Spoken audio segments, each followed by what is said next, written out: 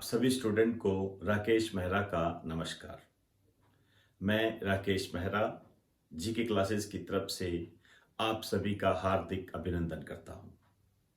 आज इस चैनल पर मैं आपके सामने पानी पर बात करने जा रहा हूं। जल, वाटर, कुछ भी कह सकते हो। उस पर मैं आपके एग्जाम के पॉइंट ऑफ व्यू से चर्चा करने जा रहा हूं। आंकड़ों का जाल है, थोड़ा संभल कर चलें। वैसे भी आप जानते हो कि आंकड़ों के जाल में आपको ज़्यादा उलझाने का प्रयास नहीं करता हूं और वही सटीक आंकड़े आपको बताता हूं जो आपके एग्जाम की दृष्टि से महत्वपूर्ण होते हैं। और वास्तव में दोस्तों, इसी को ही ध्यान में रखकर हम अपने लक्ष्य को प्राप्त कर सकते हैं। नहीं तो आंकड़ों का जो ताना बाना है वो इस तरीके से विस्तृत होता है कि शायद इसे हर व्यक्ति को समझ पाना बहुत मुश्किल होता है। लेकिन एक प्रयास के तहत और कुछ अनुभव के तहत आपको कुछ बातें बताई जाती हैं और कुछ आंकड़े याद करके ही आप अपने भविष्य की नींव रख लेते हो। इस प्रकार का प्रयास हम सरस्वती माता के आशीर्वाद से करते रहते हैं। उसी दिशा में आज मैं पानी पर चर्चा करने जा रहा हूं। बड़ा टॉपिक है दोस्तों, बड़ा टॉपिक है ये, लेकिन मैं इसको छोटा करने जा रहा हूं।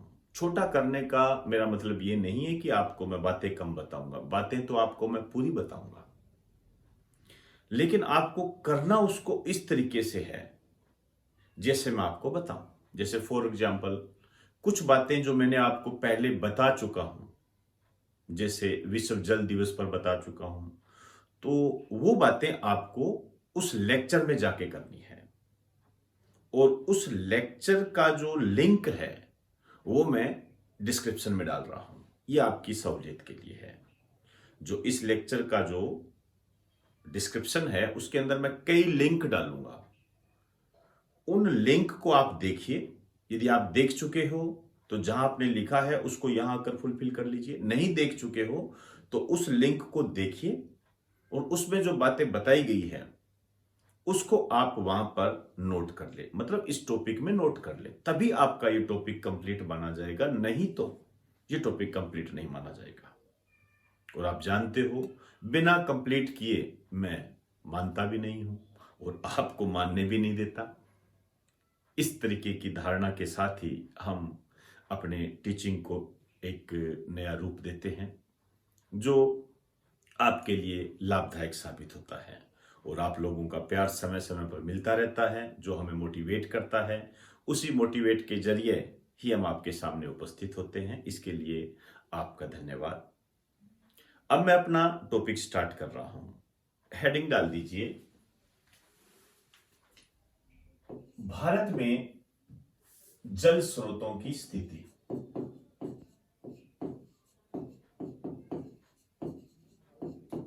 जल स्रोतों की स्थिति, पहले मैं इसकी बात करूंगा। भारत में जल स्रोतों की स्थिति क्या है? आप जानते हो बारिश का पानी ये एक महत्वपूर्ण भारत के लिए जल स्रोत है। इसमें भी आपके लिए क्वेश्चन है, बताऊंगा। सबसे पहले यदि मैं आपसे बात करूं वर्षा जल या वर्षा लिख दीजिए, रेन वाटर, इसके साथ हम किस तरीके का न्याय कर रहे हैं उसकी हम बात करेंगे। एक शुद्ध पेयजल आपूर्ति, जो ये बहुत महत्वपूर्ण है। इस मामले में हमारी क्या स्थिति है, मतलब भारत की क्या स्थिति है, इसका ध्यान रखना पड़ेगा। शुद्ध पेयजल की स्थिति में हमारी भारत की क्या स्थिति है। इसके अलावा आप जानते हो भारत एक कृषि प्रधान देश है, तो पानी को हम कृषि में कितना खर्च करते हैं।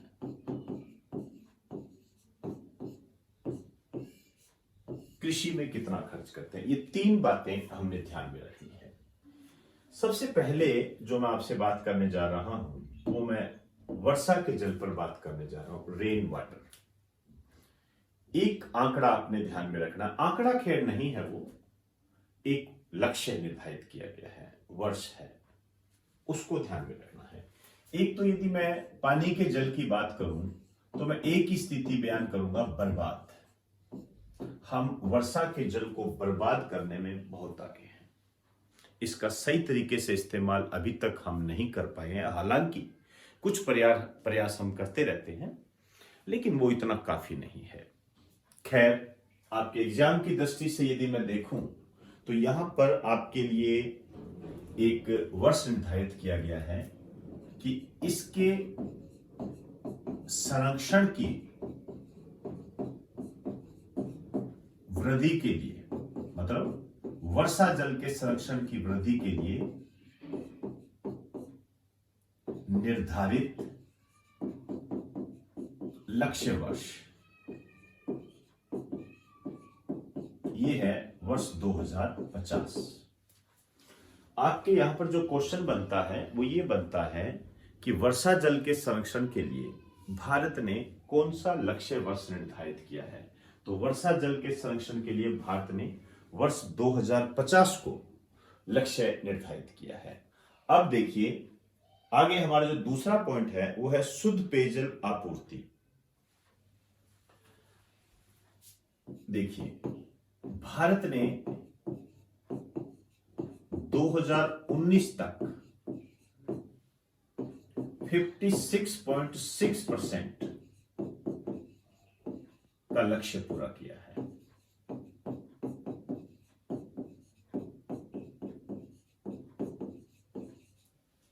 फिफ्टी 6.6% का लक्ष्य पूरा किया है भारत ने।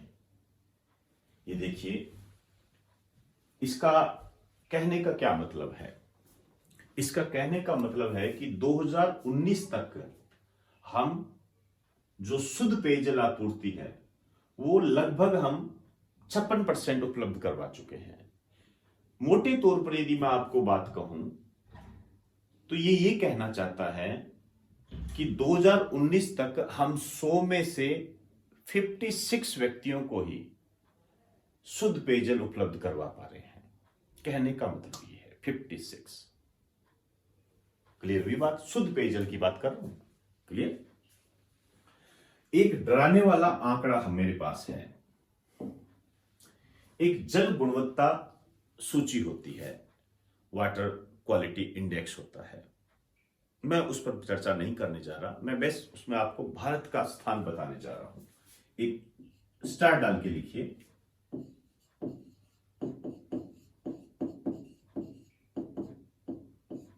जल गुणवत्ता सूची में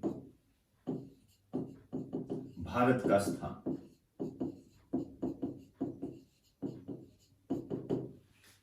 ये है आपका 120वां। मैंने पहले ही कहा है कि भारत का स्थान सबसे इंपॉर्टेंट होता है, लेकिन यहां जो मैं आपको बात बताने जा रहा हूं कि ये 120वां स्थान कितने देशों में है, लिख दीजिए 122 देशों में। तो अब आपको ये डराने वाला एक आंकड़ा मिला है, ये महत्वपूर्ण है। जल गुणवत्ता सूची में भारत का स्थान 120वां है और 122 देशों की सूची में है। अब आप देखिए हम किस दिशा में जा रहे हैं। इसी तरीके से यदि हम कृषि पर खर्च की बात करूं, मैं दो बातें करूंगा। एक तो ताजे पानी का स्रोत। ये ताजे पानी के स्रोत क्या होते हैं? जैसे नदियां, झीलें हो गई, इसका हम कितना इस्तेमाल करते हैं। एक हम भूमिगत जल का कृषि में कितना इस्तेमाल करते हैं। दो आंकड़े आपको याद रखने हैं। कृषि में खर्च जो हम करते हैं पानी, तो जो ताजे पानी का स्रोत होता है, ताजे पानी के स्रोत क्या होते हैं? जैसे नदियां, झीलें वगैरह, इनसे नहरें वगैरह हो गई, तो इनका हम कितना खर्च कर रहे हैं। और भूमिगत जल, अंडरग्राउंड वाटर, मतलब ट्यूबवेल वगैरह से, नलकूप से हम कितना पानी ले रहे हैं। तो ये है ताजे पानी के स्रोत से जो हम इस्तेमाल करते हैं कृषि कार्य में 78%, और भूमिगत जल से हम इस्तेमाल करते हैं 64%। आपके सामने ये कुछ डाटा और आंकड़े हैं। मान के चलना, वर्तमान में जो क्वेश्चन बन रहे हैं वो इसी स्थितियों में बन रहे हैं। और बहुत ही साधारण भाषा में, सिंपल भाषा में आपको कहूं, जब आप ये कह के निकलते हो ना, यार पेपर बहुत टफ था, पता नहीं कहां से क्वेश्चन आया, पेपर बहुत टफ था, पता नहीं कहां से क्वेश्चन आ गया, पता नहीं जीके में क्या क्या पूछ लेते हैं, कुछ भी आ सकता है।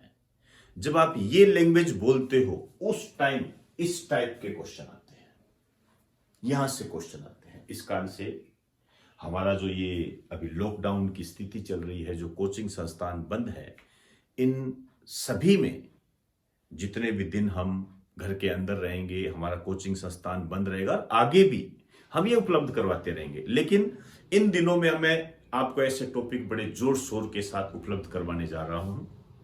इसलिए आपसे मैं कहना चाहूंगा कि मेरे इस सिस्टम को, मेरे इस जीके क्लासेस के यूट्यूब चैनल को आप प्रत्येक स्टूडेंट को बताएं, ताकि वो उन क्वेश्चंस को जान सके जो वास्तव में एग्जाम में आते हैं और मेरिट तय करते हैं। देखिए, विश्व जल दिवस कब मनाया जाता है? यदि मैं आपसे पूछूं तो आप झट बता दोगे सर 22 मार्च को, थीम तक बता दोगे। इसका मतलब ये क्वेश्चन तो सभी स्टूडेंट को आता है। तो फिर मेरिट तय कैसे होगी? मेरिट तय ऐसे होगी, देखिए, जल गुणवत्ता सूची में भारत का स्थान कौन सा है? हो सकता है इसको 60% बच्चे बता दें, मैं मान सकता हूं।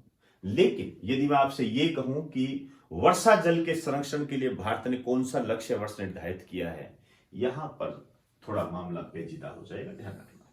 इतना तो अनुभव में रखता हूं। और यदि ये आ जाए तो मेरा ऐसा मामला है कि 1% स्टूडेंट ही बता पाएगा। आपसे कह दे कि ताजे पानी के जल स्रोतों में से भारत में कृषि खर्च में कितना इस्तेमाल होता है। अब आप देखिए, भूमिगत जल में, जल स्रोतों से भारत में कृषि में कितना खर्च होता है। यदि ये आंकड़ा आपसे पूछ लिया तो मुझे ऐसा लगता है कोई बिरला ही इसको बता पाएगा। और इतना तो आप जानते ही हो कि ये जो बिरले ही होते हैं, यही अपॉइंटमेंट लेटर प्राप्त करते हैं। तो दोस्तों, इस दिशा में जो भी काम मैं कर रहा हूं, ये सब आपके लिए है। बस इसको करते जाइए, सोशल मीडिया के जाल में ज्यादा ना उलझे, आगे आपकी जैसे मर्जी है वैसे। मैं बार बार कहता रहता हूं, तो हो सकता है कई बच्चे इरिटेट भी होते रहे। इरिटेट होते रहो, इससे कोई फर्क नहीं पड़ता। हर बच्चा हमारी बात को माने ये आवश्यक नहीं है, और हर बच्चे का सिलेक्शन हो यह भी आवश्यक नहीं है। तो दोस्तों, ज्यादा से ज्यादा शेयर करें, ये आपसे मैं उम्मीद करता हूं। और ईमानदारी से शेयर करें, इसको इस वे से ना ले कि सर ने कह दिया, ईमानदारी से शेयर करें। आपको लगता है ये टॉपिक काम के नहीं है, मत करिए। लेकिन यदि आपको 1% भी यदि ये लगता है कि हाँ यार, मेरी बात में कुछ सच्चाई है, कुछ हम नया कर रहे हैं, और आज जो क्वेश्चन आ रहे हैं हमारे सामने, उसको ये डिमांड पूरी करता है ये लेक्चर, तो फिर आप इसको शेयर करें, लोगों को बताएं, ज्यादा से ज्यादा जोड़ें। इस लेक्चर को अपलोड करने के बाद में मैं इस स्थिति को देखना चाहूंगा कि आपने कितने बच्चों तक पहुंचाया और कितने बच्चों को इस चैनल से जोड़ा। ये मैं देखना चाहूंगा, कितने बच्चे जोड़ सकते हैं। यदि एक बच्चा 5 बच्चों को भी जोड़े तो मैं समझूंगा कि जो मैं प्रयास कर रहा हूं उसमें मैं सफलता प्राप्त कर रहा हूं। तो दोस्तों, ये आप पर है, मैं उम्मीद करता हूं। तो ये आंकड़े हैं, इनको आप राइट डाउन कीजिए एक बार। फिर मैं एक बात और करने जा रहा हूं।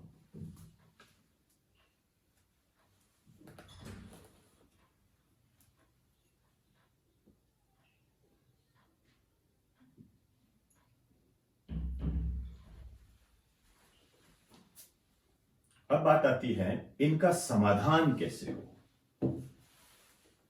मैं समाधान में कुछ क्वेश्चंस लेकर आ रहा हूं।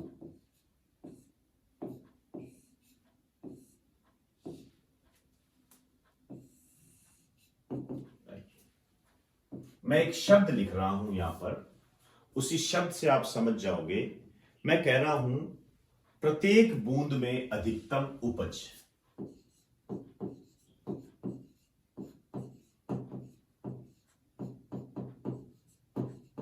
प्रत्येक बूंद में अधिकतम उपज। पानी की कमी है, इसमें कोई दो राय नहीं है, लेकिन चुनौतियां हमें कुछ नया करने के लिए मजबूर भी करती है और नया करना भी पड़ता है, दोनों ही बातें हैं।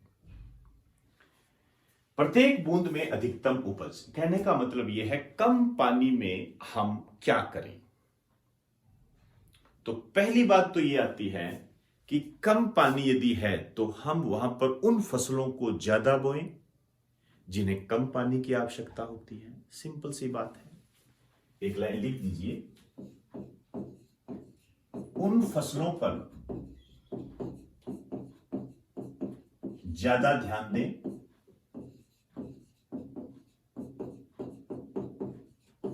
जिन्हें कम पानी की आवश्यकता होती है।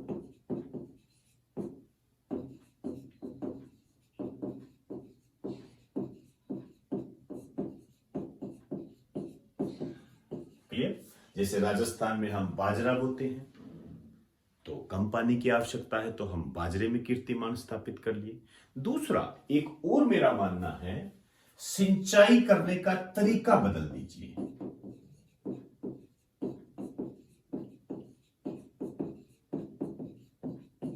सिंचाई करने का जो तरीका है इसको बदल दीजिए, चेंज कर दीजिए।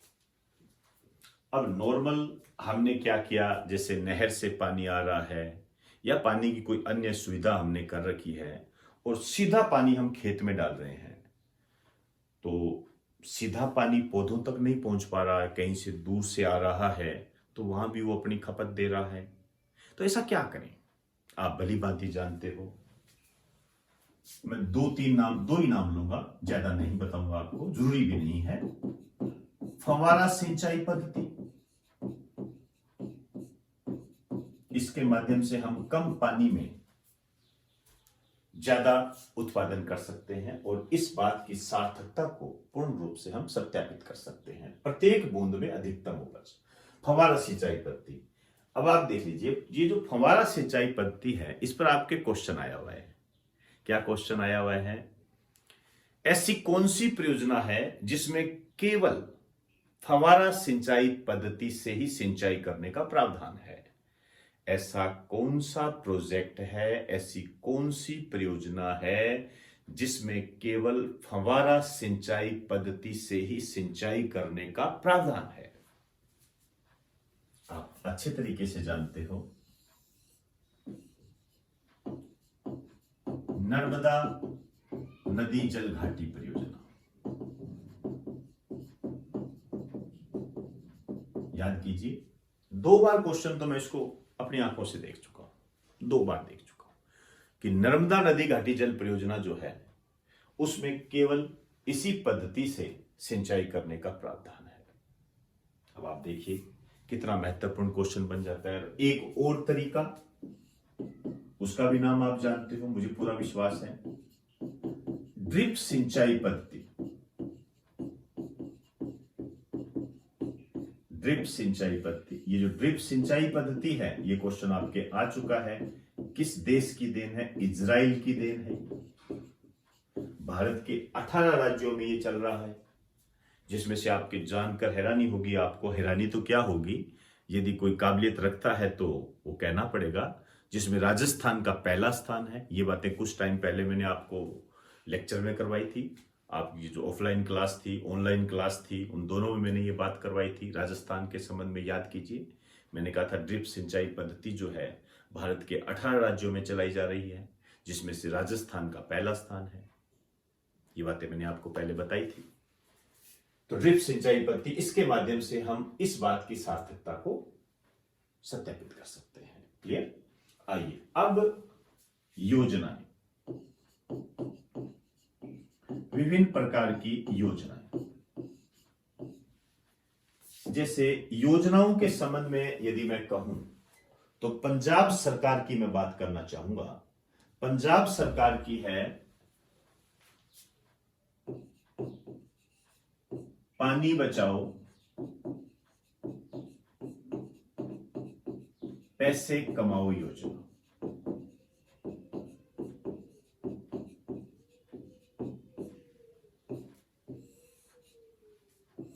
पानी बचाओ पैसे कमाओ योजना, ये पंजाब सरकार की योजना है। आप देखते हो कई बार आपके इस टाइप के क्वेश्चन बन जाते हैं ना, यह योजना किस राज्य से संबंधित है, बनते हैं ना, वो है, उस तरीके से भी क्वेश्चन बनता है। तो ये पंजाब सरकार की योजना है और ये वर्ल्ड बैंक के सहयोग से है, वर्ल्ड बैंक के सहयोग से है। नाम से ही आपको पता लग रहा है कि जो पानी बचाएगा, मतलब सिंचाई के ऐसे साधनों का इस्तेमाल करेगा कि पानी को बचाएगा, या पीने के पानी से संबंधित इस प्रकार की व्यवस्था करेगा कि वो पानी को बचाएगा, पानी बचाने के संबंध में जो भी वो काम करेगा, तो उसे प्रोत्साहन के लिए पैसे दिए जाएंगे, इनाम दिया जाएगा। ये इस योजना में बात कही गई है। तो आपसे यहां पर क्वेश्चन बन जाता है कि पानी बचाओ, पैसे कमाओ योजना किस राज्य से संबंधित है? तो पंजाब की योजना है। और भी बहुत सारी योजनाएं हैं, मैं आपको बताना चाहूंगा, जैसे अटल भूजल योजना, अटल भूजल योजना। याद कीजिए, कुछ समय पहले ही मैंने क्लास की रिकॉर्डिंग में आपको ये बात करवाई थी, जहां हम ऑफलाइन क्लास लेते हैं, वो रिकॉर्डिंग मैंने आपको, उसकी कटिंग मैंने आपको उपलब्ध करवाई थी, और मैं इसका डिस्क्रिप्शन में लिंक भी दे दूंगा, आप जाके उसको दोबारा भी देख सकते हो। लेकिन इसके बगैर अधूरी रहेगी टॉपिक आपकी, ध्यान रखना ये। क्लियर? और भी बहुत सारे हैं, जैसे जल शक्ति मिशन, इसके बारे में मैंने आपको बताया था, जल शक्ति मिशन के बारे में, जल शक्ति मिशन, इसकी भी मैंने आपको जो ऑफलाइन क्लासेज की रिकॉर्डिंग है वो मैंने आपको उपलब्ध करवाई थी। याद कीजिए, मैंने आपको कहा था विश्व जल दिवस पर प्रधानमंत्री नरेंद्र मोदी ने इसका शुरुआत किया है। इसका भी लिंक मैं डिस्क्रिप्शन में डाल दूंगा। कैच द रेन अभियान, याद करो, कैच द रेन, बकायदा अलग से टॉपिक उपलब्ध करवाया था आपको। वो सारी बातें आपको पढ़नी है और इसमें ऐड करना है। एक जल शक्ति मिशन है, एक जल जीवन मिशन है। दोनों बातों को एक साथ मत कर देना। एक जल जीवन मिशन है, ठीक है ना? दोनों अलग अलग है, एक नहीं है। ये जल संरक्षण को बढ़ावा देता है, आप वहां पढ़ना, और ये मैं थोड़ा सा करा देता हूं, हालांकि इसको भी मैंने करवाया था।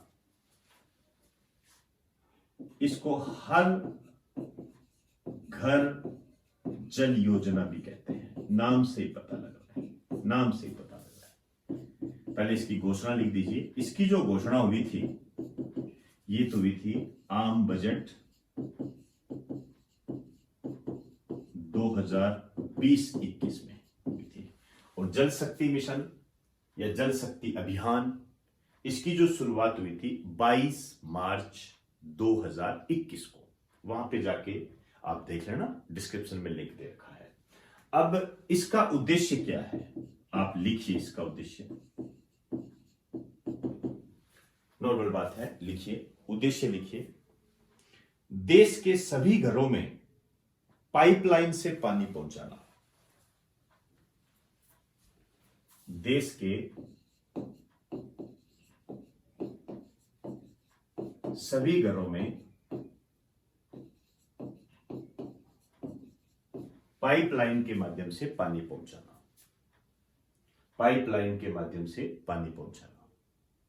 और इसकी जो थीम रखी इन्होंने, थीम कह दीजिए या उद्देश्य कह दीजिए, जो भी है, हर घर नल हर घर जल। मुझे लगता है इस बात से आप भली भांति समझ गए होंगे कि इसका उद्देश्य क्या रखा गया। लेकिन आपके एग्जाम की दृष्टि से जो सबसे महत्वपूर्ण बात है वो है इसका लक्ष्य क्या रखा गया है।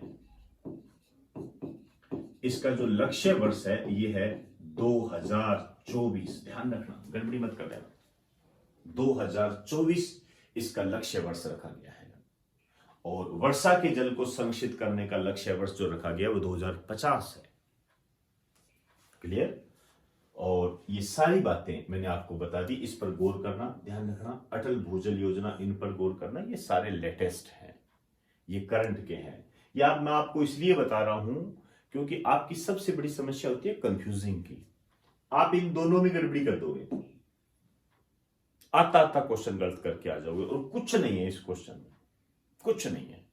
तो मैं चाहूंगा इन दोनों का लिंक मैंने डिस्क्रिप्शन में दिया है, आप इसको दोबारा देखें और ध्यान से अंतर रखते हुए इस टॉपिक को पूरा करें। क्लियर? स्क्रीनशॉट ले लीजिए।